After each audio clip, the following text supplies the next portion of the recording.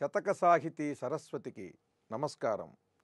అడుగిడు చోట మారడుగిడకొక సతి గడప గడపకిచ్చ నడచుచుండ కడమయర్ధాంగి ఎక్కడనున్నదక్కడ జడమతి వలెనుండ కొడుకొకండు తడబాటు వ్రాలెడనెడవ్రాయ రెండవ కొడుకు స్త్రీ పురుషుల నడలజేయ అడుగనక్కరలేక విడక కోడలు మరి కడునహంకారుల కడనెయుండ సడలి ధృతి కాపురము చెడ అడలి పాలకడలి శయనించితివి ఇలువెడలి నీవు సాంద్ర కరుణాలవాల విశాలశీల భక్త జనజాలలోల గోపాల బాల.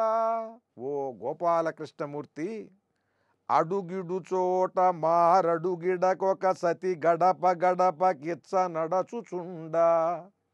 నీ భార్య లక్ష్మీదేవి ఒక చోట కాలు పెట్టింది అనంటే అక్కడ క్షణం కూడా నిలవకుండా అక్కడి నుంచి మళ్ళీ వేరొక చోటికి వెడుతోంది, అక్కడ నుండి ఇంకొక చోటికి వెడుతోంది. గడప గడపకిచ్చ నడచుచుండా, తన ఇష్టం వచ్చినట్టుగా గడప గడపకి తిరుగుతూ ఉంటుంది. నీవంటే ఏమాత్రం కూడా లక్ష్యం లేదు. కడమయర్ధాంగి ఎక్కడనున్నదక్కడ జడమతి వలెనుండా. ఇక రెండో భార్య ఉన్నది భూదేవి. ఆవిడ జడమతిలాగా చలనం లేకుండా ఎక్కడున్నది అక్కడే ఉంటుంది. ఒక ఆవిడ ఎక్కడికి పడితే అక్కడికి తిరుగుతూ ఉంటుంది, ఒక ఆవిడ ఎక్కడికి వెళ్లకుండా చలనం లేకుండా ఒక చోటే ఉంటుంది. కడమయర్ధాంగి ఎక్కడనున్నదక్కడ జడమతి వలెనుండ కొడుకొకండు తడబాటు వ్రాలెడనెడవ్రాయ. ఇంకో కొడుకున్నాడు నీకు, బ్రహ్మదేవుడు.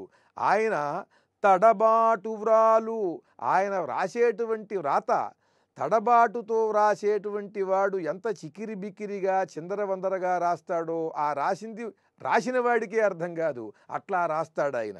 తడబాటు వ్రాలు అన్నాడు బ్రహ్మదేవుణ్ణి. చాలా అద్భుతమైనటువంటి ప్రయోగం. రెండవ కొడుకు స్త్రీ పురుషుల నడలజేయ. ఇక రెండవ కొడుకున్నాడు మన్మధుడు. ఆ కొడుకేమో స్త్రీలను పురుషులను కూడా భయభ్రాంతులను చేసి వారికి కామవికారాన్ని కలిగిస్తున్నాడు.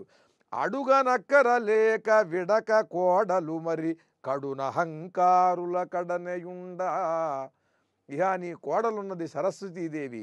ఆవిడ ఇంట్లో చెప్పకుండా మామగారికి కానీ అత్తగారికి కానీ భర్తకి కానీ కడునహంకారుల కడనెయుండ.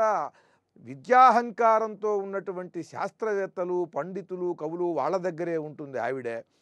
ఇదంతా చూసి సడలి ధృతి, ధైర్యం అంతా కోల్పోయి ఏమిటి ఈ కాపురం ఎలా చేయాలి, నా సంసారం ఇట్లా అయిపోయింది ఏమిటని బాధపడుతూ కాపురము చెడ, ఈ కాపురం అంతా కూడా చిందరవందరైపోయి ఏ ఒక్కరిని లక్ష్య పెట్టకుండా ఇష్టం వచ్చినట్టు వీళ్ళందరూ కూడా ప్రవర్తించడంతో అడలి పాలకడలి శయనించితివి ఇలువెడలి నువ్వు ఇక ఈ కాపురాన్ని ఒక దారిలోకి తెచ్చుకోలేక నా వల్ల కాదని అదిరిపోయి భయపడి ప్రశాంతత కోసం అని చెప్పి పాలకడలి చేరి అక్కడ నువ్వు పవళిస్తున్నావయ్యా అంటూ ఆ మహావిష్ణువు పాలసముద్రంలో పడుకోవటాన్ని చాలా చక్కగా చమత్కారంగా వర్ణిస్తూ అధిక్షేపిస్తూ, ఓ శ్రీకృష్ణ పరమాత్మ, నిరంతరము నాకు దృఢమైనటువంటి భక్తిని ప్రసాదించి సన్మార్గంలో నిన్ను స్మరిస్తూ సాగేలాగా చేయమని కోరుతూ కృష్ణం వందే